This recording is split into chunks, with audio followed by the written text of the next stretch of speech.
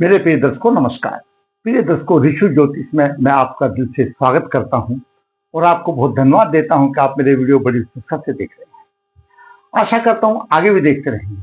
दर्शकों, मैं आपसे आग्रह करता हूं, आपसे विनती करता हूं कि आपको अगर मेरा वीडियो अच्छा लगता है तो लाइक अवश्य करें और 2 शब्द कमेंट्स में भी लिख दें। मेरा मनोबल ऊंचा हो जाता है और मेरा फिर और आगे वीडियो बनाने के लिए, आपका मार्गदर्शन करने के लिए उत्साहित मन हो जाता है। आज हम बात करेंगे दाम्पत्य सुख के कुछ सीक्रेट जो ज्योतिष में हैं और दूसरा विवाह का आपको सुख मिलेगा या नहीं। दर्शकों, देश काल परिस्थिति के हिसाब से ज्योतिष काम करता है। पहले कई शादियां करने की प्रथा थी। जैसे जैसे हम तरक्की होती गई, शिक्षा हम लेते गए, तो आज लड़कियां भी हमारे साथ कंधा से कंधा मिला करके चलती हैं। फाइटर तक उड़ाती हैं, प्लेन तक उड़ाती हैं, जबकि पहले उनका कार्य क्षेत्र सिर्फ घर तक ही था। वो एक अलग बात है।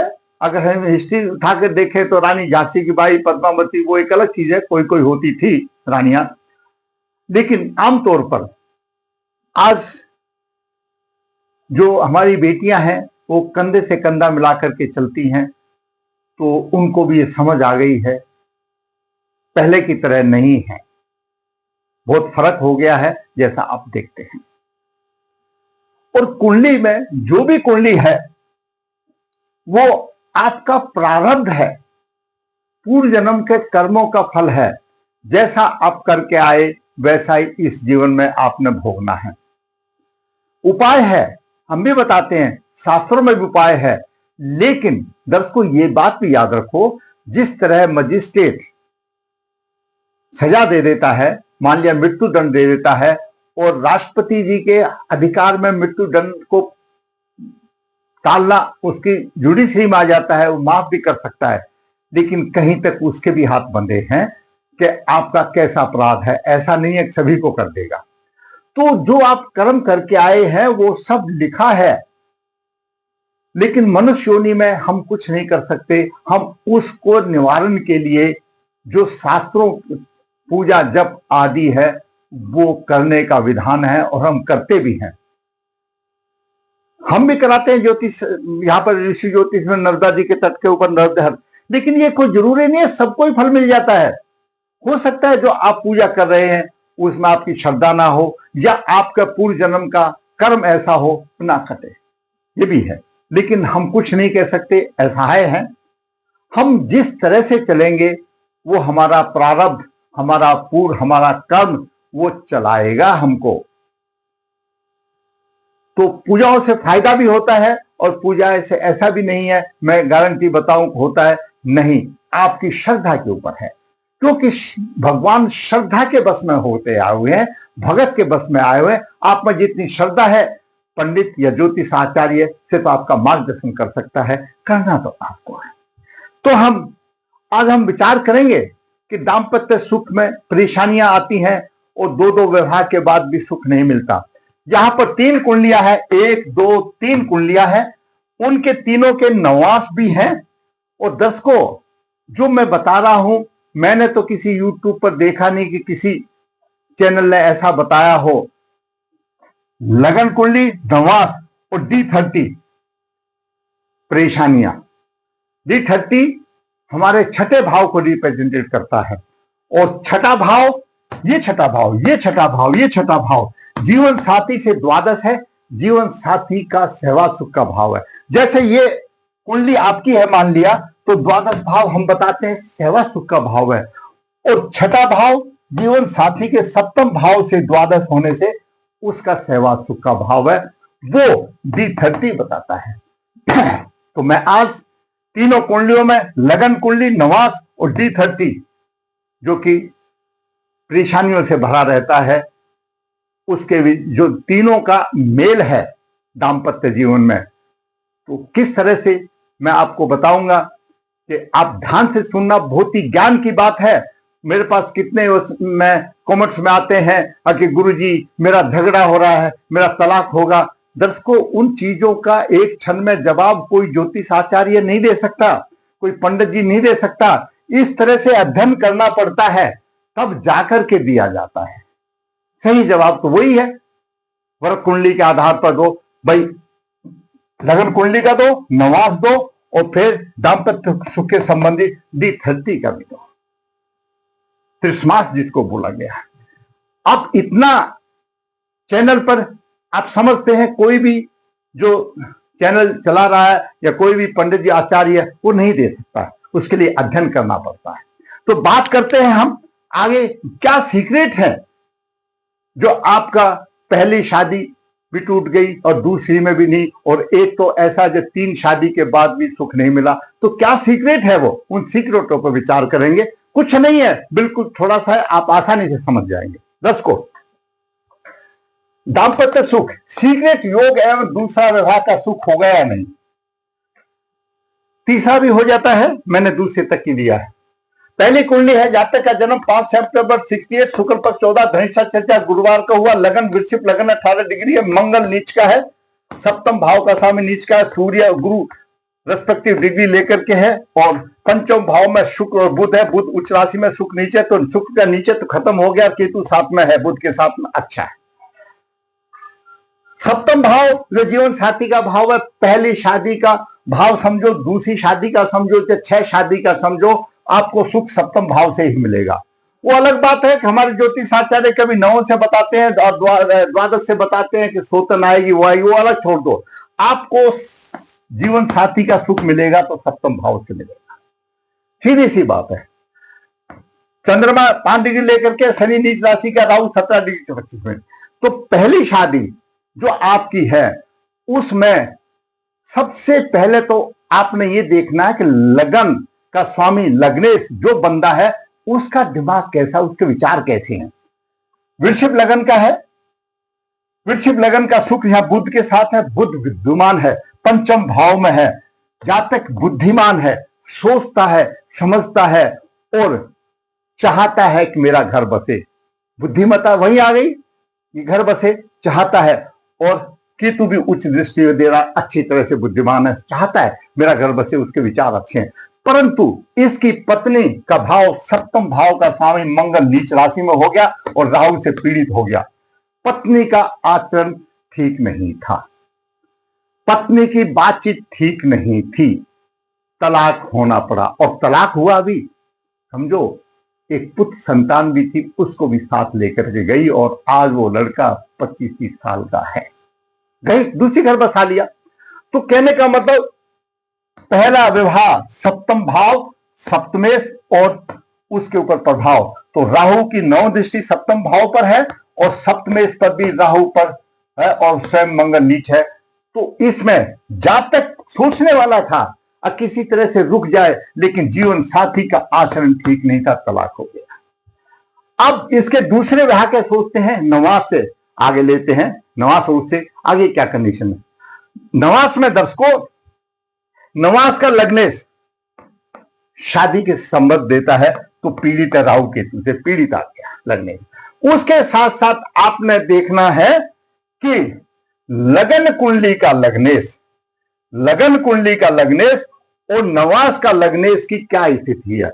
यानी पहला भाव ये जीवन साथी का भाव है, पहला भाव चला गया, जीवन साथी चला गया, दूसरे शादी के लिए लगन कुंडली का लग्नेश और नवास का लग्नेश, उसकी स्थिति देखनी है, वो किस प्रभाव में है। तो लगन कुंडली का लग्नेश शुक्र यहां पर है और नवास कुंडली का लग्नेश बुध यहां पर है। शनि नीच का तो है, लेकिन गुरु दे रहा है उसको, शुभ प्रभाव दे रहा है, और गुरु सप्तम भाव का स्वामी हो रहा नवास कुंडली का।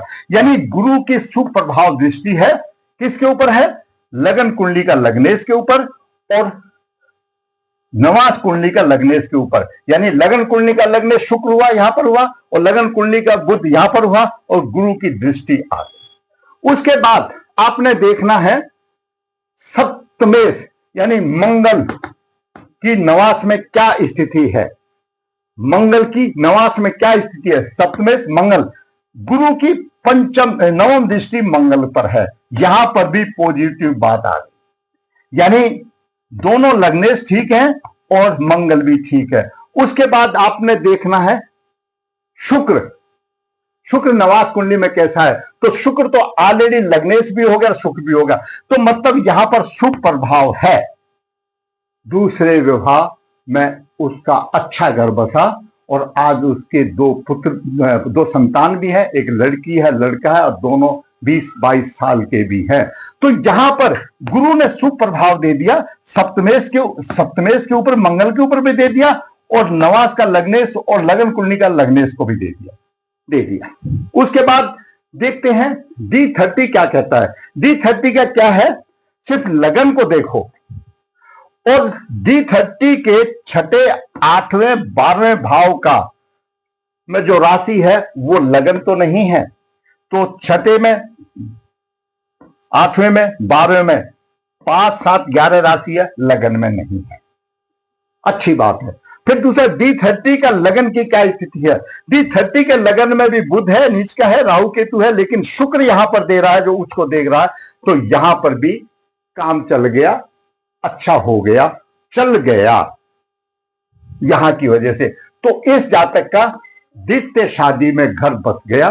पहला लड़का वो ले गई, आज लड़की की आयु 28-23 साल की है, क्यों 68 का जन्म है, 32 और 25 आप देख लीजिए कितने हो गए।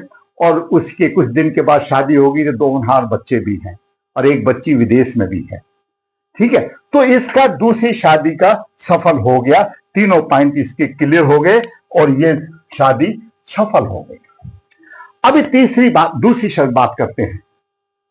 8/11/78 का जन्म है, शुक्ल 9, धनिष्ठा 3 बुधवार को हुआ, लगन में केतु है और सप्तम में राहु है। इस कुंडली में शनि विष्णुवास में था, तो इसका कोई व्यवसाय के लिए, भाग्य के लिए था, भाग्य साथ नहीं दिया, व्यवसाय नहीं दिया, बात छोड़ दो, दाम्पत्य जीवन से वाली बात है। इस कुंडली में राहु विष्णुवास में है और केतु पुष्कर नवास में है। अभी राहु विष्णुवास में है तो और कड़वा हो गया, और केतु पुष्कर नवास में है तो और बलिष्ठ हो गया और अशुभ प्रभाव में बलवान हो गया। तो दोनों ने लगन की ऐसी तैसी कर दी और सप्तम भाव की ऐसी तैसी कर दी। पहली बात, सप्तमेश बुध यहां चला गया, मंगल के साथ चला गया, गुरु यहां पर है, लग्नेश है, तो गुरु ये पंचम भाव में गुरु लग्नेश है, ये सोचता है, अच्छी तरह से सोचता है, घर बसाऊं मैं, घर बसाऊं, मेरा घर बसे। लेकिन जीवन साथी सप्तम भाव में और बुध राहु अधिष्ठ राशि का स्वामी मंगल के साथ हो गया, और मंगल शत्रु है, परेशानी आ गई, बातचीत ठीक नहीं। सप्तम भाव शनि और सूर्य के पाप करती योग में आ गया, और शुक्र भी अस्त हो गया, ये पाप करती योग में भी आ गया, अस्त हो गया। गोचर में क्यों बुध यंग है, गुरु देख रहा है, जब भी गुरु देखता अच्छी दशा आती है, 3 बार घर बस गया और तीनों बार उजड़ गया। छठे भाव में शनि है, छठे भाव में शनि है, और छठा भाव जीवन साथी के द्वादश है। जिसकी कुंडली है उसका सहवास सुख ये है, और जीवन साथी का सहवास सुख है, ये भी परेशानी वाली बात आई। तो पहली शादी भी चली गई। अब दूसरी शादी के लिए नवास में देखते हैं। ये नवास कुंडली है, नवास कुंडली में जो वही है, नवास का लग्नेश, नवास जो पीड़ित है राहु केतु से, तो पहले में चला गया। अभी नवास का लग्नेश और लगन कुंडली का लग्नेश, गुरु और चंद्रमा। गुरु यहां पर लगन कुंडली का लग्नेश गुरु केतु से पीड़ित है, शनि से पीड़ित है, चली गई, बात नहीं बनी भाई। और चंद्रमा पर भी मंगल बुध सूर्य का प्रभाव है, कुछ हासिल नहीं हुआ। पहली भी बसी, दोबारा भी चलेगी, दूसरी शादी का भी सुख नहीं मिला, तीसरी का भी नहीं मिला, इसकी कंडीशन से। फिर शुक्र देखो तो शुक्र सूर्य के साथ में आ गया, ये कंडीशन आई, यहां पर भी बात नहीं बनी। D30 में देखते हैं। D30 में लगन में राहु केतु है और शुक्र शनि 7 के साथ में है, ये भी इसने भी साथ नहीं दिया। D30 में भी साथ नहीं आया। और राशि तो लगन अलग है, क्यों? द्वादश भाव में मेष राशि है, अष्टम भाव में धनु राशि है और छठे भाव में शनि। मतलब D30 का छठा, सातवां, आठवें भाव में जो राशि है वो यहां लगन नहीं होना चाहिए। और D30 का लगन और लग्नेश की शुभ स्थिति, लगन पीड़ित है और शुक्र पर भी ये प्रभाव पीड़ित है, तो तीसरी शादी भी, यानी ये अमिट हो गया कि इसको दाम्पत्य सुख में बिल्कुल नहीं मिलेगा। ये लिख दिया गया, ऐसे ही रहेगा, अमिट हो गया ये, ठीक है। अभी तीसरे कन्या की कुंडली है, 13-10-93 का है, 13 उत्तर फाल्गुन 2 बुधवार का जन्म है। सप्तमेश अस्त हो गया, सप्तमेश अस्त हो गया, बुध पंचम भाव में आ गया मंगल के साथ, और मिथुन लगन के लिए मंगल छठे से छठा परम पापी है, दोनों भाव का स्वामी है, बुध के साथ है। उसकी बातचीत ही ठीक नहीं रहती थी, किसकी वजह से? मंगल पर, मंगल का प्रभाव बुध का है। गुरु तो 0 जिले के आगे अस्त हो गया, सप्तमेश तो अस्त हो गया।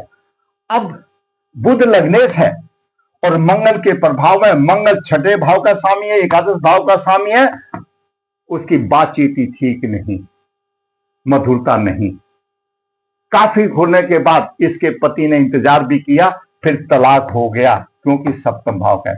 जहां पर अगर मधुरता ठीक होती तो रुक सकता था, रुक सकता था, मधुरता ठीक होती तो रुक सकता था, नहीं बात बनी, तलाक हो गया।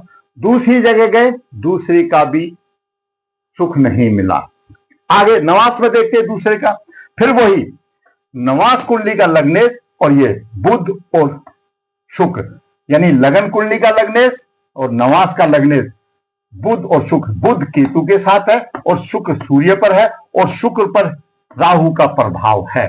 दोनों चीजें ही, यानी लग्नेश भी खत्म हो गया, नवास का लग्नेश भी पीड़ित हो गया और लगन कुंडली का लग्नेश भी पीड़ित हो गया, केतु राहु शनि आदि से।